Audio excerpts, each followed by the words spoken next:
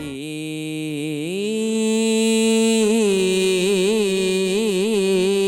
دربار میں بلاؤ نا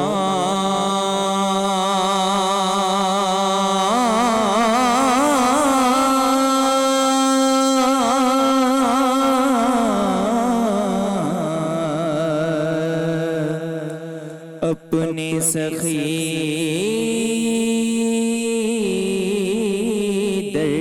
دربار میں لاگے نہ جیا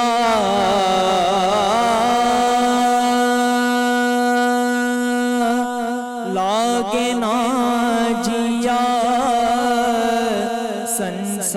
سنسار میں لاگے نہ جیا سنسار میں بلاؤ نا اپنے سخی دربار میں میرے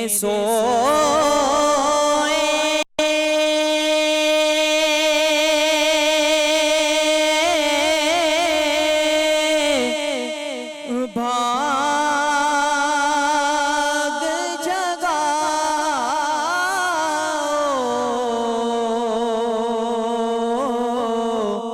مجھ کو اپنے در پہ بلاؤ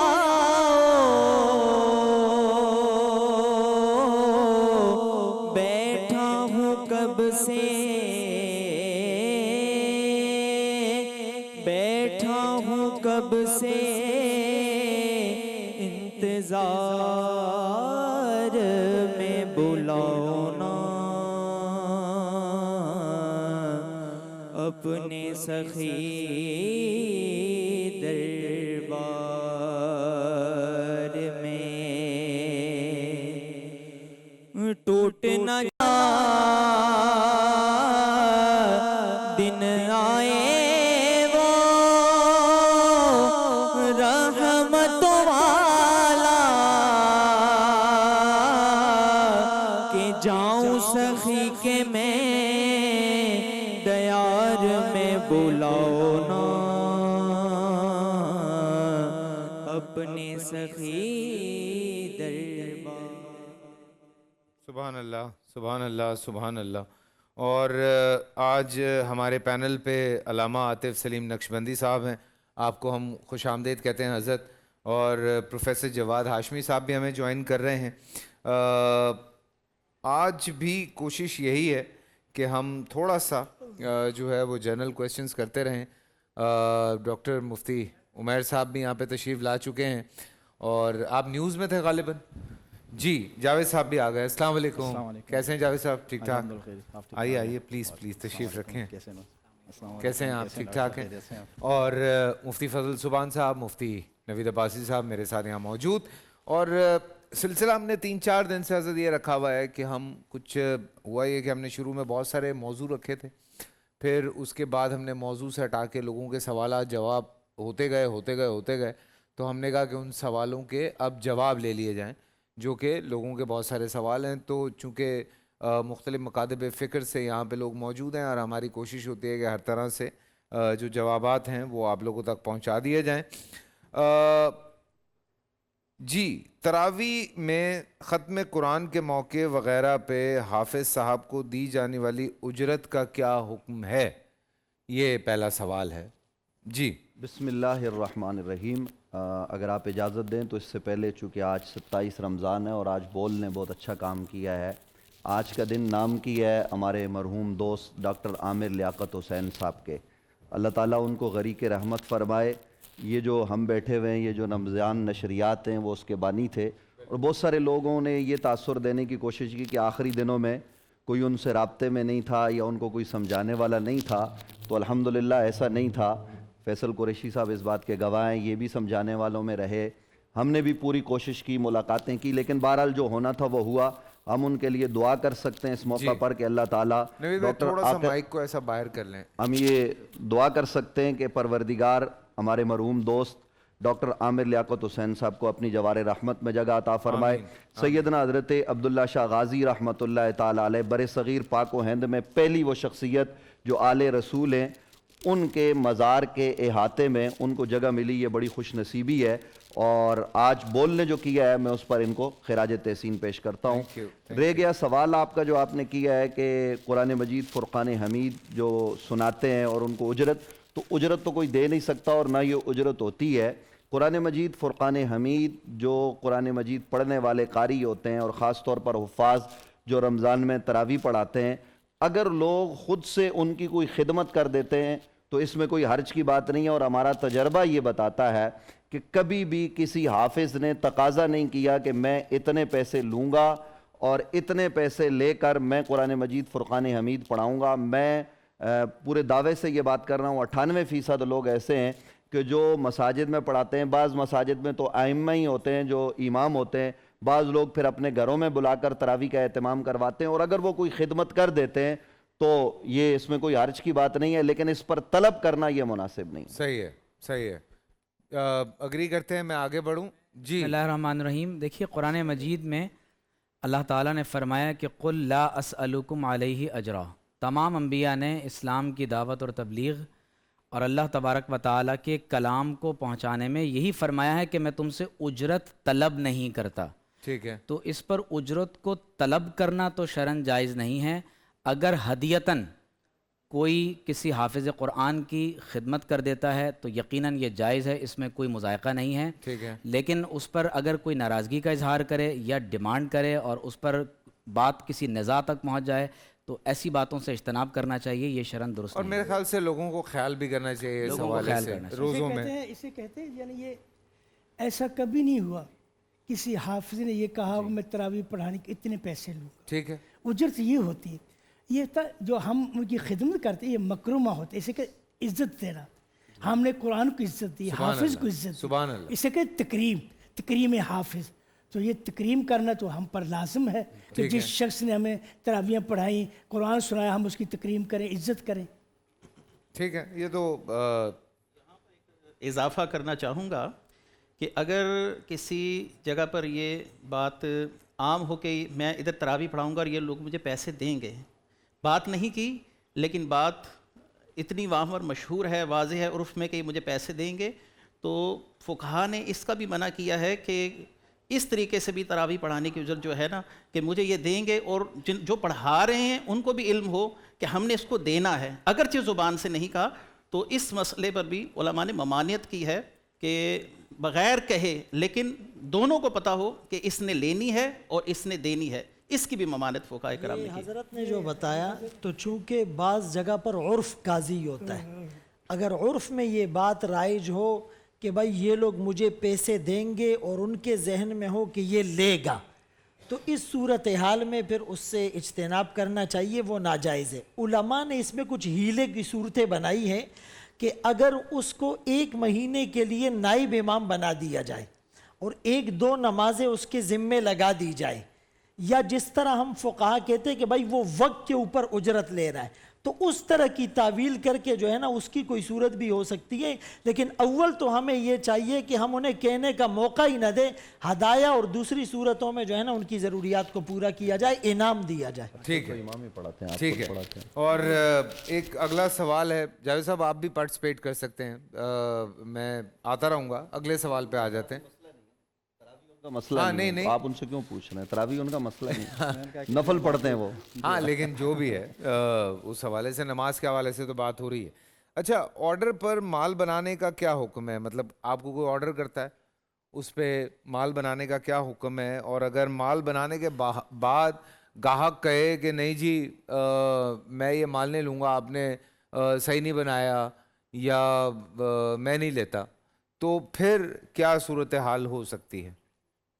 देखिए, हाँ, बुनियादी तौर पर अगर कोई किसी चीज़ का ऑर्डर देता है कि ये माल तैयार किया जाए اور اس کی کچھ ویرائٹی یا کوالٹی بھی بتا دیتا ہے کہ بھائی اس طرح کا ہو، اس کی کوالٹی یہ ہو، کوانٹٹی یہ ہو، اور وہ مال اس کے لیے بنا لیا جائے ٹھیک ہے، بالکل اس کے معیار اور مقدار کے مطابق ہو. اب اس کو یہ اختیار نہیں ہے کہ یہ اس کو کینسل کرے یا واپس کرے، ان کا نقصان ہو جائے گا. ٹھیک ہے. اور اگر اس کے معیار کے یا اس کرائٹیریا کے مطابق نہ ہو تو پھر یہ اس کو کینسل کر سکتا ہے. لیکن دونوں صورتوں میں اگر دونوں کی صلح ہو جاتی ہے، معاملہ افہام اور تفہیم سے حل ہو جاتا ہے، تو اس میں بھی کوئی مذائقہ نہیں ہے. اور آرڈر دے کر کچھ پیسے ایڈوانس میں دے کر بھی کہ باقی پیسے بعد میں دے دیں گے، ٹھیک ہے، اس میں کوئی قباحت ٹھیک ہے. اس میں کوئی جی اس میں ایک چیز اور یہ ہے کہ بالفرض اگر ہم کبھی کوئی خرید و فروخت کرتے ہیں یا آرڈر پہ کوئی چیز تیار بھی کی جا رہی ہے، اس کو استثناء بھی کہا جاتا ہے. اس صورت میں بالفرض اگر کبھی کسی بات پر ڈیڈ لاک ہو جاتا ہے اور لوگ اس چیز کو ختم کرنا چاہتے ہیں، اس کانٹریکٹ کو منسوخ باہمی میوچل کنسنٹ کے ساتھ کرنا چاہتے ہیں، تو یہ بھی ہو سکتا ہے. یعنی یہ کوئی شرعی مذائقے کی بات نہیں. اچھا، آج کل نا ڈاکٹر صاحب ایک بڑی عام چیز چل رہی ہے، آپ لوگوں نے بھی دیکھا ہوگا، سنا ہوگا کہ اپنا کیا کہتے ہیں، آپ آن لائن ایک چیز دیکھتے ہیں، وہ آرڈر کرتے ہیں، جب وہ گھر پہنچتی ہے تو اس کی کوالٹی وہ نہیں ہوتی جو ویڈیو میں یا پکچر میں دکھائی گئی ہوتی ہے. کئی دفعہ تو لوگوں کے ساتھ یہ تک ہوا ہے کہ جو انہوں نے آرڈر کیا ہے وہ تو آیا ہی نہیں ہے. تو یہ بھی مسئلے مسائل ہوئے ہیں کہ ایک عجیب سی چیز آ گئی ہے. دیکھنے میں فار ایگزامپل وہ چیز بڑی لگ رہی تھی، بعد میں وہ اتنی سی نکل آئی. آرڈر آپ نے کپڑا کچھ اور کیا، کپڑا کچھ اور نکلا، کوالٹی میں زمین آسمان کا فرق ہے.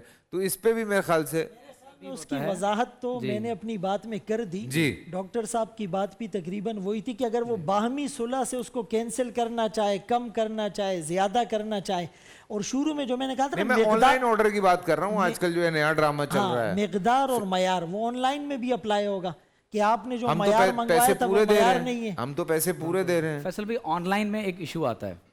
دیکھیں اس وقت بحیثیت مجموعی ہم بہت زیادہ اخلاقی گراوٹ کا شکار ہیں، اور یہ افسوس کے ساتھ ہمیں تسلیم کرنا میں چاہیے. اس پہ آپ کو ایک چیز بتاؤں، ہوا کیا؟ ہوا یہ کہ جس کی وجہ سے امیزون بیک آف کر گیا پاکستان سے. آپ کو پتا ہے؟ ایگزیکٹلی جی، امیزون بیک آف کر گیا کہ نہیں جی ہم یہاں پہ کام نہیں کر سکتے. جی یہ ہمارے ساتھ ہوا ہے یہاں پہ. اب آپ دیکھیے نا کہ آپ صلی اللہ علیہ وسلم نے فرمایا کہ من غش فلیس منا، جو دھوکہ دہی سے لین دین میں کام کاج کرے، فرمایا کہ وہ ہم میں سے نہیں. اور فرمایا کہ وہ بزنس مین جو امین ہو، سچا ہو، قیامت کے دن وہ انبیاء کرام کے ساتھ کھڑا کیا جائے گا. اب ہمارے ہاں تو معاملہ یہ ہے کہ ہم دکھاتے کچھ اور ہیں اور فروخت کچھ اور کر دیتے ہیں. اور بعض اوقات تو فیصل بھائی آپ آن لائن تو بہت دور کی بات ہے، ایسا بھی ہوتا ہے کہ آپ کو باقاعدہ سیمپل کے طور پر کچھ اور دکھایا جاتا ہے اور پیکنگ میں بعد میں آپ کو کچھ اور دے دیا جاتا ہے. فوڈ کے معاملے میں بہت زیادہ لوگ ایسا کرتے ہیں کہ وہ چیزیں جو آن لائن جا رہی ہیں اس میں باسی اور بعض اوقات خراب کھانا بھیج دیتے ہیں، اور نارملی جو چیز آپ سے اسی وقت یعنی ٹیک اوے ہو رہی ہوتی ہے تو اس میں پھر وہ بہتر سامان آپ کو فروخت کرتے ہیں. تو لہٰذا جو خرید و فروخت ہے اس میں بددیانتی اور خیانت سے اجتناب کرنا سخت ضروری ہے. جناب صاحب کیا حکم ہے اس حوالے سے؟ جی اس کے حوالے سے شرعی لحاظ سے اگر دیکھا جائے تو یہ ہے کہ جو شرائط پہلے سے طے ہو گئی ہیں اس کے مطابق جو ہے وہ مال کو دینا ضروری ہے. اب جیسا کہ آپ نے فرمایا کہ آن لائن اس کے اندر اگر پہلے کوئی اور مال دکھایا گیا تھا، پھر بعد میں کوئی اور مال اگر پہنچایا گیا ہے، شرعی لحاظ سے اس آدمی کو حق ہے کہ وہ معاملے کو فسخ کر دے. نہ یہ کہ مثلا آپس میں صلح کر کے اگر معاملے کو غائب ہو جاتے ہیں سر، نمبر ہی بند ہوتا ہے. وہ نمبر بند ہونا ایک الگ، جی ہاں وہ تو ظاہر ہے، پیمنٹ ہو جاتی ہے، نہیں دھوکہ دینے والے وہ تو اسکیم ہے بالکل. لیکن شرعی لحاظ سے اس خریدار کو یہ حق حاصل ہے کہ وہ مال واپس کر دے اور پیسے جو ہیں اسے واپس لے لیں.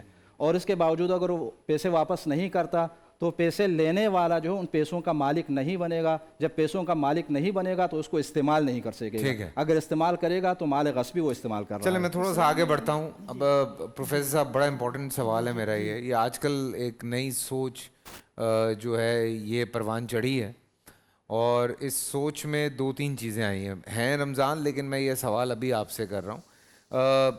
یہ بہت زیادہ ڈسکشن ہوئی لاسٹ ایئر بھی، اس سے پچھلے سال بھی، کہ قربانی کا جانور کرنے سے بہتر ہے. یہ میں نہیں کہہ رہا ہوں، یہ بات ہو رہی ہے، تو میں وہ بات آپ لوگوں کے سامنے پیش کر رہا ہوں کہ قربانی کا جانور دکھاوے سے یا حقیقتاً بھی قربانی کا جانور کرنے سے بہتر ہے کہ آپ کسی بچے کی شادی کر دیں، کسی بچی کی شادی کر دیں، یا وہ رقم جو ہے وہ کسی غریب میں تقسیم کر دیں. یہ بات بہت عام ہوئی پچھلے کو یہ 3-4 سال سے یہ سوچ بہت عام کی جا رہی ہے کہ آپ بے شک قربانی نہ کریں, آپ کسی غریب کی مدد کر دیں یا آپ کسی بچی کی شادی کر دیں, یہ قربانی کے برابر سمجھا جائے گا. اس پہ میں آپ سب کی رائے جانوں گا. پہلے پروفیسر صاحب. جی بسم اللہ والصلاۃ والسلام علی رسول اللہ وعلی آلہ وصحبہ اجمعین وبعد. قربانی جو ہے وہ شعائر اسلام ہے. قربانی میں جو مال خرچ کیا جاتا ہے وہ اللہ کی راہ میں ہوتا ہے. ٹھیک ہے. اللہ کا وہ مال بڑا محبوب ہے. بے شک. جب قربانی شعائر اسلام سمجھے عبادت ہے. عبادت جو ہے ایک عبادت جو اس کی دوسری جگہ عبادت جگہ نہیں لے سکتی. ٹھیک ہے آپ غریبوں کی مدد کرنا چاہتے ہیں, لیکن جو قربانی کا فیصلہ جو اس کا اجر ہوگا آپ کو وہ اجر نہیں ملے گا جو آپ نے کسی اس پیسے سے دوسری کی مدد کی. قربانی جو ہے یہ افضل ترین عمل ہے, اسی کو کرنا ہے. اس کی جگہ آپ کا وہ جذبہ جو کہتے ہیں اس سے میں کسی غریب لڑکی کی شادی کرا دیتا ہوں, وہ اجر نہیں ملے گا آپ کو. تو قربانی شعائر اسلام میں ہے, عبادت ہے, اس کو اسی طرح ہمیں ادا کرنا ہے. اور اس کے مال کو اگر ہم دوسری جگہ خرچ کریں وہ یہ سمجھ ہمیں زیادہ اجر ملے گا, ایسا نہیں ہوگا. ایسا نہیں ہوگا. ایسا. جی مفتی صاحب. فیصل بھائی, قربانی ایک ایسی عبادت ہے جو آدم علیہ السلام سے لے کر اللہ کے آخری نبی محمد رسول اللہ صلی اللہ علیہ وسلم کے زمانہ حیات تک کبھی کسی نبی کے زمانے میں ختم نہیں ہوئی. یہ اتنی امپورٹنٹ عبادت ہے. اب میں اس کے صرف ایک معاشرتی اور دوسرے پہلو کی طرف جانا چاہتا ہوں. مذہبی تو ظاہر ہے کہ بہت اس کی امپورٹنس ہے. آپ دیکھیے جب قربانی کا جانور لوگ خریدتے ہیں تو پوری دنیا میں کتنی بڑی بزنس ایکٹیویٹی ہوتی ہے. ٹرو. قربانی کے جانور کو ذبح کرنے کے لیے آپ قصائی کو بلواتے ہیں, کتنے لوگوں کا روزگار لگتا ہے. بہت سے نوجوان جو عام دنوں میں بے روزگار ہوتے ہیں وہ قربانی کے دنوں میں ایک دوسرے کے ساتھ مل کر ان کی بہت سارے لوگوں کی ایک اجارے کی اور ایک نوکری کی صورت بن جاتی ہے. پھر اسی طرح جب قربانی کے جانور کا گوشت فقراء مساکین میں تقسیم ہوتا ہے, رشتہ داروں میں تقسیم ہوتا ہے, کس قدر بڑے پیمانے پر غریبوں مسکینوں کی مدد ہو رہی ہوتی ہے. پھر جو چربی اس میں سے نکلتی ہے اس چربی کو کس انداز سے فروخت کر کے عام طور پر لوگ اس کا بزنس بھی کرتے ہیں. اور آپ دیکھیے گھی اور تیل سے لے کر یہاں تک آپ مزید آگے بڑھیں تو لوگ جو غریب اور مساکین ہیں وہ معاشرے سے ان چیزوں کو چن کر وہ اپنا گزر بسر بہت بہتر انداز سے کرتے ہیں. پھر جب اس کی کھال بنتی ہے وہ کھال کی خرید و فروخت الگ ہوتی ہے, اس کا خون بھی خرید و فروخت کی کہ قربانی کے جانور کی کھال کو بھی صدقہ کیا جاتا ہے. تو گویا کہ وہ تمام لوگ جو صرف یہ ذہن میں رکھنا چاہتے ہیں کہ بھائی آپ قربانی کے بجائے یا حج کے بجائے کسی کی شادی کرا دیں, تو ان کو یہ بتایا جائے کہ جب آپ عبادت کرتے ہیں تو عبادت کے وقت عبادت ہوتی ہے اور اس خدمت کے وقت خدمت ہوگی. لیکن یہ ذہن میں رکھیں کہ اگر آپ اس لڑکی کی شادی کرانا یا کسی غریب کی مدد کرنے کو عبادت سمجھ رہے ہیں تو اسی اللہ نے آپ کو یہ حکم دیا ہے کہ تمہیں قربانی کرنی ہے, اور اسی اللہ نے یہ بھی حکم دیا ہے کہ غریبوں مسکینوں کی مدد بھی کرنی ہے. تو لہٰذا عبادت اپنی مرضی سے ترجیحی بنیاد پر ادا نہیں کرنی, بلکہ عبادات کو اس طرح بجا لانا ہے جس طرح سے اللہ تبارک و تعالی نے حکم دیا ہے. سبحان اللہ. جی مفتی صاحب. کرتا کون ہے یہ والا اعتراض, کون کرتا ہے؟ وہ یہ آدمی بڑی آج کل عام بات چل رہی ہے. 5 لاکھ روپے کا فون اپنے ہاتھ میں لے کر وہ یوں ویڈیو بناتا ہے کہ یہ جانور ذبح ہو رہا ہے اور یہ 15 لاکھ کا جانور لایا ہے, 7 لاکھ کا لایا ہے. وہ 50 لاکھ کی گاڑی سے اتر کے یہ کام کر رہا ہوتا ہے. تو بدلے میں ہم یہ کہنے کی جرت تو کر سکتے نا صاحب, وہ گاڑی بیچ کے اس غریب کی شادی کروا دو جس بھی فکر تمہیں قربانی کے جانور سے ہو رہی ہے. یہ کون سا مطلب بھونڈے انداز کا اعتراض ہے؟ کوئی اعتراض کرنے کی چیز ہو, اس کے کوئی عقل ہو, کوئی سر ہو, کوئی پیر ہو تو آدمی جواب دے. دیکھیے عبادات ہیں یہ توقیفی ہوتی ہیں اور ان میں جو ہے نا وہ آدمی کی عقل نہیں چلتی. آدمی کے کسی کو کہو کہ جی یہ نماز چھوڑ دو, آپ نماز کی جگہ پر لوگوں کو صدقہ کرنا شروع کر دو, باہر جو لوگوں کو کھانا کھلانا شروع کر دو. بھائی کھانا کھلانا ایک الگ امر ہے, نماز پڑھنا آپ کا اور آپ کے رب کا معاملہ ہے. اسی طریقے سے قربانی ہے. قربانی یہ نبی اکرم صلی اللہ علیہ وآلہ وسلم کی وہ سنت ہے جو امت کے ہر مالدار آدمی کے لیے کرنا ہر سال ضروری ہوتا ہے. تو یہ قربانی کرنے کے بے شمار فوائد ہیں. وہ جو ڈاکٹر صاحب نے بتایا نا کہ لوگوں کو گوشت ملتا ہے, سب کچھ ملتا ہے. اس کے علاوہ جب قربانی کا جانور ذبح ہوتا ہے تو اللہ تبارک و تعالیٰ کی طرف سے رحمتیں اترتی ہیں. حدیث ہے کہ اس کا خون جو قربانی کر رہا ہوتا ہے جانور کا وہ بعد میں گرتا ہے, اللہ اس قربانی کرنے والے کے گناہوں کو پہلے معاف فرما دیتا ہے. تو اس کے جہاں دنیاوی فوائد ہیں وہاں اس کے اخروی فوائد بھی ہیں. ان سب کو ہم پیش نظر رکھیں تو یہ اعتراضات کرنے والے خود جو ہے نا وہ عقل سے بیچارے پیدل ہوتے ہیں اور اس طرح کے اعتراض کرتے ہیں. اب انہوں نے طریقہ واردات بدل دیا ہے. وار اگینسٹ اسلام کو وار ود ان اسلام کر دیا ہے. اب مسلمانوں کو شکست دینے کے لیے دو چیزیں ان میں داخل کی جا رہی ہے, ایک شبہات اور ایک شہوات. شبہات اسی طرح کی چیزیں ہیں کہ اتنا مال خرچ کرنے سے بہتر ہے آپ کسی یتیم کی شادی, کسی بیمار کا علاج وغیرہ کریں. ہاں مطلب یہ سیریسلی میں نے پڑھا ہے سبحان بھائی کہ آپ 10 بچیوں کی شادی کر سکتے ہیں اس میں. اس کی دیکھیں ایک وجہ تو یہ ہے کہ جتنی بھی عبادات ہیں, ایک اس کا جسمانی سٹرکچر ہوتا ہے, ایک اس کا روحانی پہلو ہوتا ہے. تو اگر آپ مثال کے طور پر نماز کا روحانی پہلو ہے کہ آپ میں تقوی آ جائے, برائیوں سے بچ جائے, لیکن اس کا یہ مطلب نہیں کہ آپ اس ظاہری سٹرکچر اور عبادت کو چھوڑ دیں. روزے کا ظاہری مقصد بھی ہے, باطنی بھی. ظاہری ہے کہ آپ بھوکے پیاسے رہیں, اور باطنی مقصد یہ ہے کہ آپ کے اندر تقوی آ جائے. تو دونوں چیزوں پر عمل کرنا ضروری ہے. قرآن کریم میں اس کو قربان کا لفظ کہا گیا, اس قربا قربانن. اصل قربانی تو پہلے جو ہے وہ خواہشات کی ہوتی تھی, کسی زمانے میں اولاد کی ہوتی تھی. یہ تو اس امت کے لیے تخفیف کا عمل ہے. لہٰذا قربانی کے اس عمل کو ہم اگر کریں گے تو اس کی مثال ایسے ہیں کہ آدمی کی آنکھ میں درد ہو اور کان میں دوائی ڈال رہا ہے, کان میں درد ہو اور وہ جو ہے وہ انجیکشن دوسرا لگا رہا ہے. تو جس چیز کی جو بیماری ہوتی ہے اسی کے مطابق اللہ پاک نے اس کا علاج بتایا ہے. تو انشاءاللہ جیسے خون بہانے سے ہمارا مقصد یہ ہوگا, آج جانور کا خون بہا رہے ہیں, کل ضرورت پڑنے پر اولاد کا اور اپنے آپ کو قربان کریں گے. یہ اثر فلسفہ ہے. اللہ اکبر. جی عاطف صاحب. محترم اس میں ایسے ہے کہ جب ہم مسلمان ہو گئے تو پھر ہمیں اس بات پر کامل یقین رکھنا چاہیے کہ اللہ اور اس کے رسول کے ہر حکم میں کچھ ایسی مصلحتیں ہیں کہ ہم اگرچہ ان کو نہ سمجھ سکیں لیکن ان میں انسان کی فلاح و بہبود جو ہے وہ پوشیدہ رکھی گئی ہے.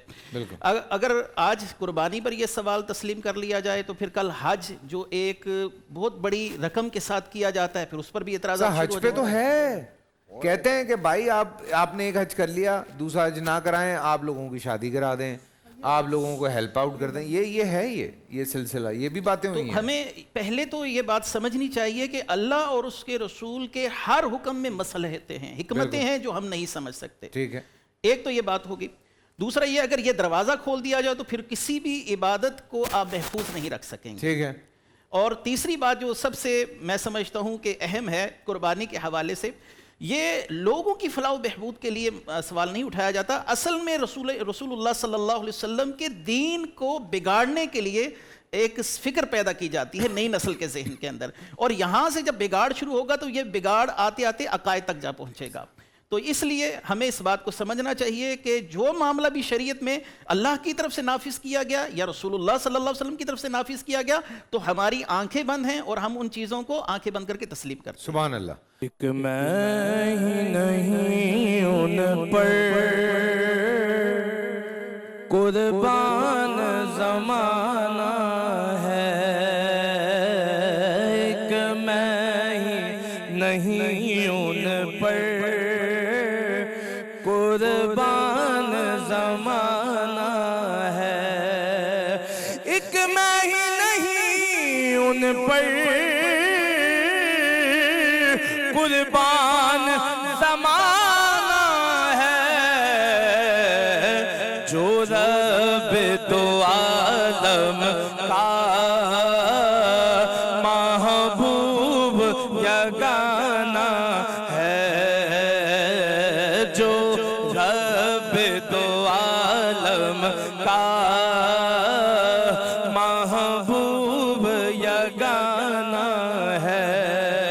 کل پل سے ہمیں جس نے خود پار لگانا ہے, کل پل سے ہمیں جس نے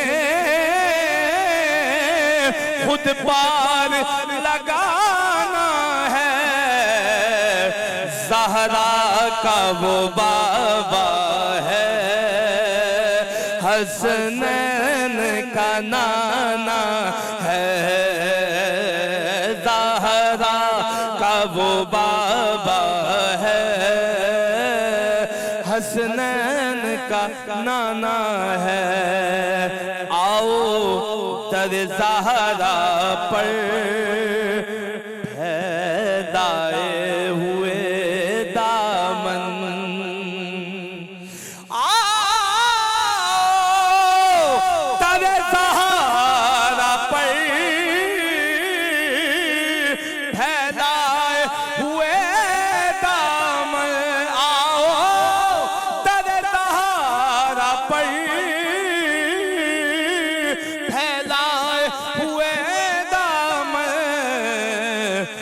ہے نسل کریموں کی، لجپال گھرانہ ہے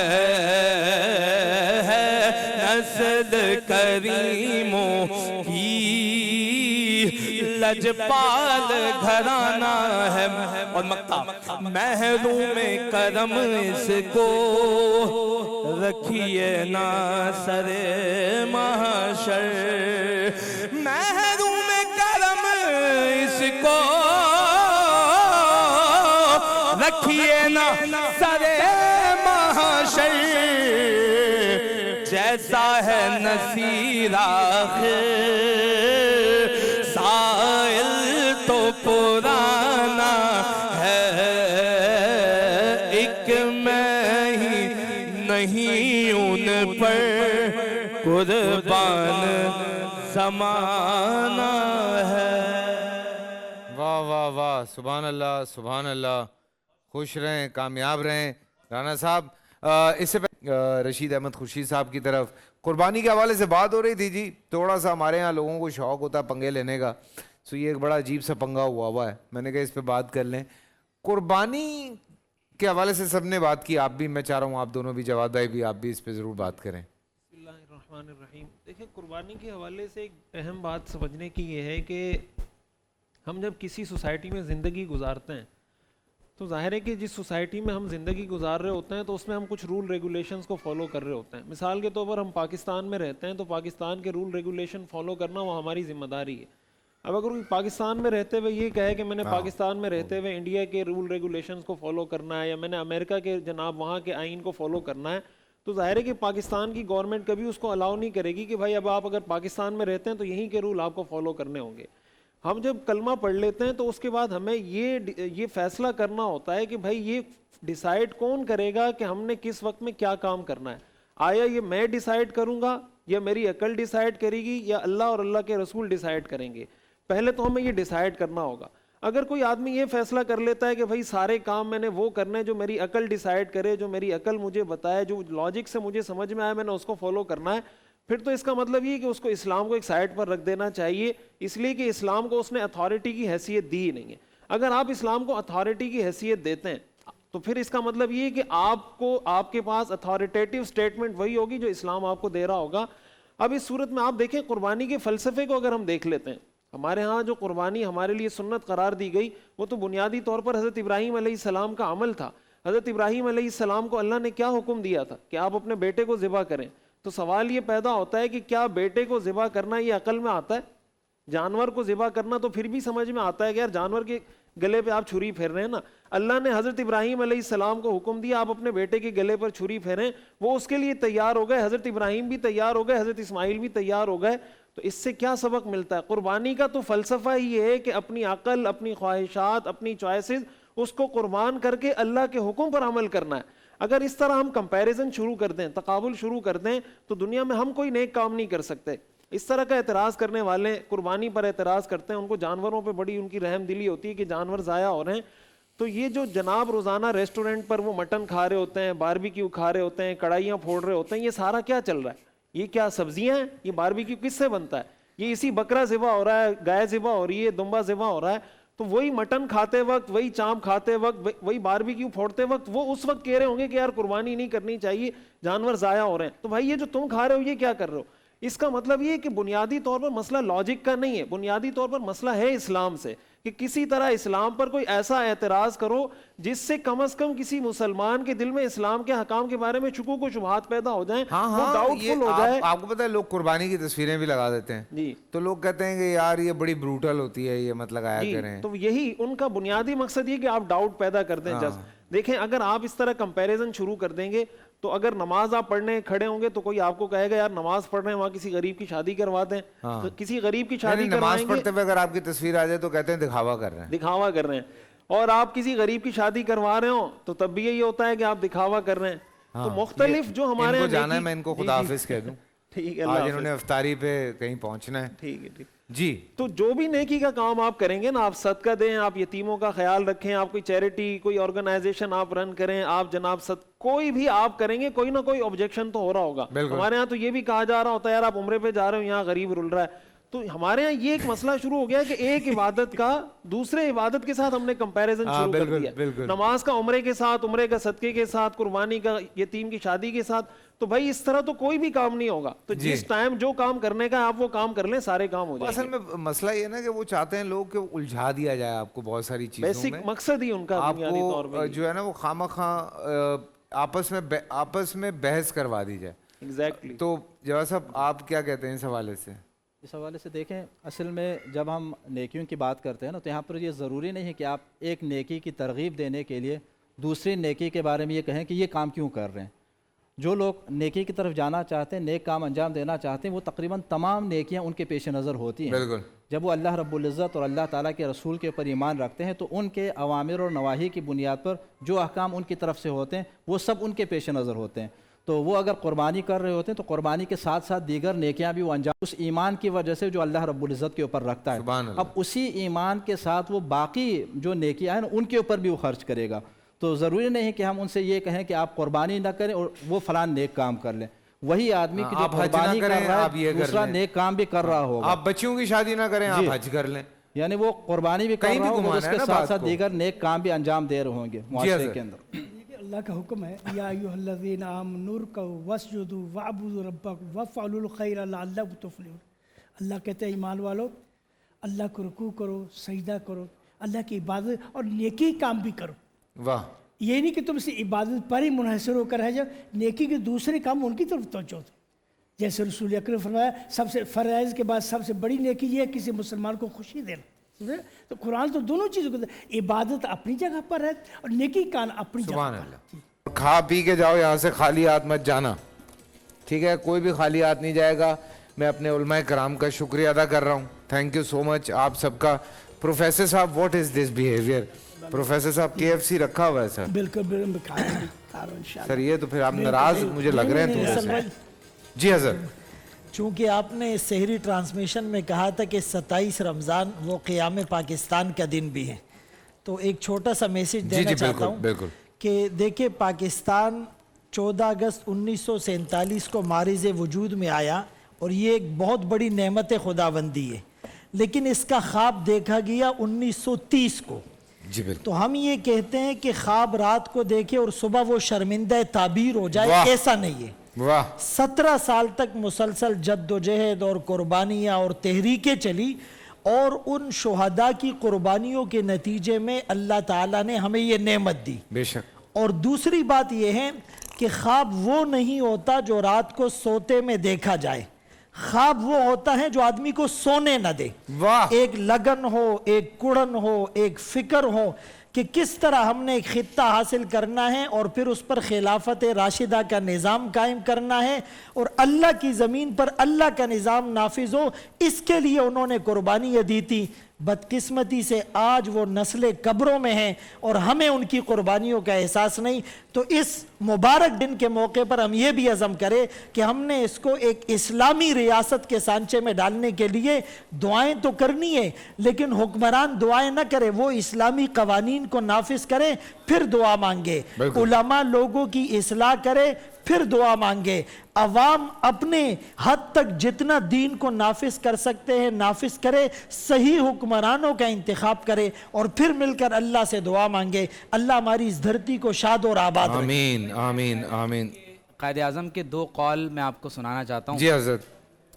قائد اعظم نے فرمایا تھا کہ Pakistan not only means freedom and independence but Islamic ideology which has to be preserved. آپ نے فرمایا کہ پاکستان کا مطلب صرف آزادی نہیں ہے بلکہ یہ ایک اسلامی نظریہ حیات ہے جس کی تمہیں حفاظت کرنی ہے. اور قائد اعظم نے فرمایا کہ do your duty and have faith in God. There is no power on earth that can undo Pakistan. It has come to stay. اپنا فرض ادا کرو, پاکستان سے وفا کرو اور اللہ پر ایمان رکھو. پاکستان قائم ہونے کے لیے بنا ہے, قیامت تک قائم رہے گا اور دنیا کی کوئی طاقت اسے انشاءاللہ فنا نہیں کر سکے گی, وہ خود فنا ہو جائے انشاءاللہ. اور میری اب آپ سے ملاقات ہو رہی ہے سحری میں. اپنا خیال رکھیں, خوش رہیں, مسکراتے رہیں اور ایک بات یاد رکھیں, پاکستان زندہ باد. اللہ حافظ. پورا سال انتظار تھا اس رمضان میں 30 दिन 6 टीम्स, 12 कंटेस्टेंट्स और कैश का पहाड़। अब गेम वो होगा जिससे आपका नहीं होगा। जिसने जो करना था कर लिया। लाखों आवाम को देने का जिम्मा हमने हिस्सा। शोर गूंजेगा हर गली नुक्कड़ और दुकान। रमजान लीग बनेगी आपकी पहचान। नारा लगेगा तो पारा चढ़ेगा। गेम शो ऐसे चलेगा। रमजान लीग रोजाना शाम 7 बजे सिर्फ बोल एंटरटेनमेंट पर।